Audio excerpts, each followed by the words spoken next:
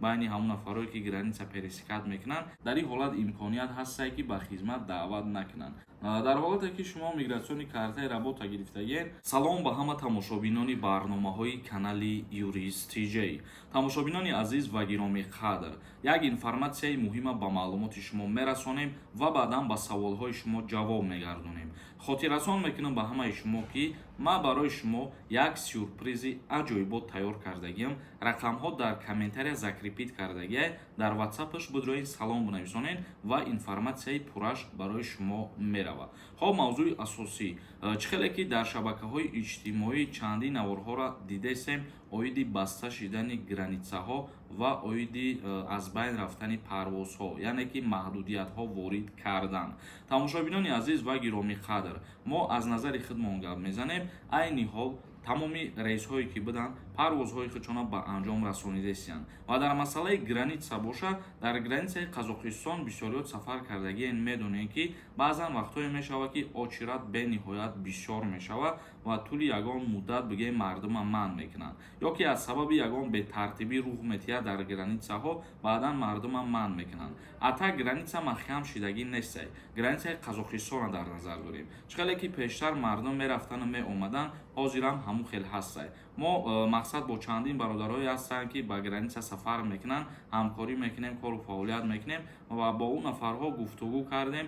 Гуфтанд ба мо ки граница созай ягон мушкилӣ нест, аз сабабе ки бисёри вақтҳо бетартибӣ рух метиҳад байни ҳамон нафарое ки граница пересекат мекунанд. Аз ҳамин сабаб гуфтанд ки мардума якчанд вақт манъ мекунанд ва боз сар метиҳану мегзаранд. Мо хостем ки ба маълумоти шумо бирасонем ва бигем ки граница ҳуяй, мақсад гапҳое ки асос надоранд ба ӯ гапҳо бовар накунед. Агар ки граница маҳкам шиданӣ бошад ё ки парвозҳо маҳкам шиданӣ бошанд, офитсиални ба мардум хабар мекунанд ва мегӯянд ки маҳкам мешавад. Тамошобинони азиз ва гиромии қадр, акнун комментарияҳои шуморо мехонем ва ба саволҳо ҷавоб мегардонем. Бо диққат бошед. Як кас нависонда: ассалому алайкум ака, ман дипломи маълимӣ дорам. Агар ман муассисада дарс диҳам, аблава намебаранд? Вақти мо буд кардем ва яъни кафедраша гирифтагӣ буд. Пешакӣ раҳмат. Дар мавзӯе ки вақте ки вайни кафедрара аз байн бурдагӣ буданд, баъди он нафарое ки донишгоҳ мехонанд, хатм мекунанд донишгоҳа, 1 сол бояд ки ҳатман хизмат кунанд. Ва баъзан ҳолатҳое мешавад ки омӯзгорон дар деҳотҳо мисол кору фаъолият мекунанд. Агар дар ҳамун муассисае ки мақсад омӯзгор норасоӣ кунад, дар ин ҳолат имконият ҳастае ки ба хизмат даъват накунанд. Лекин ба дигар назар бигирем, агар ҳар нафаре ки донишгоҳ таҳсил кардагиае баъди аз байн бурдани вайни кафедра бояд ки ҳатман 1 сол хизмат кунад. Ҳасанова нависондай: салом акаи Сорбон, ман паспортма гум кардам, чӣ хел хона мерам? Пешакӣ раҳмат.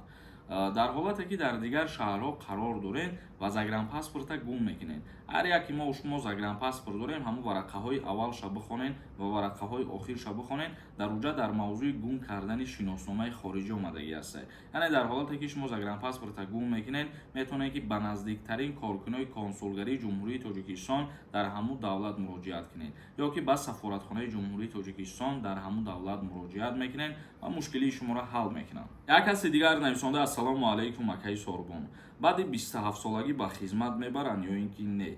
Мегӯянд ки дар Россиярам синни соли хизмата боло бурдаистанд. Ҳамин гап ягон асос дорад? Дар ҷумҳурии Тоҷикистон дар назар дошта бошӣ, баъди 27-солагӣ ба хизмат даъват намекунанд ва дар Федератсияи Русия тақрибан 1 сол мешавад ки синни соли даъваткунӣ ба хизмати ҳарбира боло бурдагиянд. Ҳозир дар Россия то 30 солара ба хизмат мебаранд. Як кас нависонда: ассалому алайкум ака, ман моҳи май ба границаи Қазоқистон рафта омадам. Мигратсионкаи ма дар работа кашидагиай, фақат регистратсия кардагим. Моҳи август тамом мешавад, бо границаи Қазоқистон равам, мешавад ё ки депорт мекунанд? Илтимос ҷавобашро гӯед. Пешакӣ раҳмат. Дар ҳолате ки шумо мигратсиони картаи работа гирифтагиед, мисол моҳи май рафта бошед агар граница, дар байни 1 моҳ ҳозир шумо имконият доред ки барои патент гирифтан ҳуҷҷат биспоред. Яъне шуморо 10,000 рубл ҷарима мекунанд ва баъдан ҳуҷҷатҳои шуморо қабул мекунанд. Дар ҳолате ки сроки регистратсия буд шава ва ба граница бирен, мегӯям дар инҷа вероятности депортатсия кардан зиёдтар аст, чунки аллакай бори дуюмай барои шумо ва дар таможни контрол мумкин аст шумо патент бипурсанд ва шумо ки пешкаш кардан натонед, албатта ки запрет на въезд мекунанд. Тоҳирҷон нависондай: салом бародари азиз, мегуфти авфи муҳоҷирон аниқ шид ё ин ки не, киҳо авф мешаванд, видварени дошта бошӣ авф меша ё ки не ва муҳлати ҳамин видварени чандсола мебошад. муҳлати видварения аз 3 моҳа то 5 солара дар бар мегирад ва оиди авф шидан ё ки нашидан ҳозира шуда ягон информатсия нестай. вақте ки қонуни авф қабул шавад, баъдан аниқ мешавад ки киҳо авф мешаванд ва киҳо не.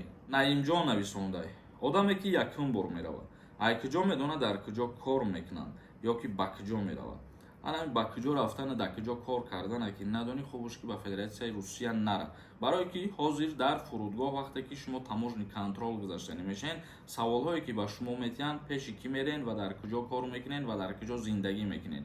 одам вақте ки надона пеши кӣ меравад, надона ки куҷо кор мекунад, мисол имконият ва ҳоҷат ба як ҷо рафтани дигар нест. як каси дигар нависонда ака заочни хонда буд кардагӣ бошӣ, донишгоҳи олира хизмат чанд сола, нафарое ки шӯъбаи ғоибона хондагианд 2 сол хизмат мекунанд. Содиқ нависондай: салом бародари азиз, вақте ки дар таможни контрол гузаштаиста бошӣ, загранпаспорти российский надошта бошӣ, чӣ гап мешавад? ва вақте ки қарздор бошӣ, бо ҳамира як кам тарак равшанӣ меандохтӣ. нафарҳое ки двойной гражданин мебошанд, вақте ки аз Федератсияи Русия ва ҷумҳурии Тоҷикистон омаданӣ мешавед ва загранпаспорти российский надошта бошед, агар шуморо аз рейстон мегардонанд, яъне ки бе загранпаспорти российский аз Россия биромадан маъне. бигем ки ҳамун загранпаспорта печат ҳам назананд агар, лекин вақти таможни контрол гузаштан як бор аз назар мегзаронанд ва проверка мекунанд ки шумо дорен ё ин ки надорен. ва дар ҳолате ки шумо мисол аз залатая корона ё аз ягон чизи дигар қарздор мебошед, қарзи шумо маблағ ва меъёраш зиёдтар боша, агар ин метавонад сабаб шавад ки шуморо аз рейс бигардонанд, вале барои 10,000 20,000 рубл мумкин ягон огоҳитон бутиҳанд ва аз рейс намегардонанд. ва як чизи дигарро фаромӯш накунед ки қарз аз ҳар куҷое ки шумо мегиред ва чӣ қадар маблағе ки набошад, агар ба ҷумҳурии Тоҷикистон биёину бигӯед ман дигар Россия намерам, қарз намеспорам, ҳамун қарзи шумо фоиз хӯрдан мегирад ва фоиз ки калон шид, баъдан огоҳинома ба суроғаи зистон равон карда мешавад, яъне ки дар куҷое ки дар ҳақиқатан зиндагӣ мекунед ба ҳамун ҷара равон мекунанд бо огоҳиномаи суд бигем. хоб тамошобинони азиз ва гиромии қадр, навори имрӯзаро ҷамъбаст мекунем. То видеоҳои дигар, худованд ҳамаи мо шуморо нигаҳбон бошад.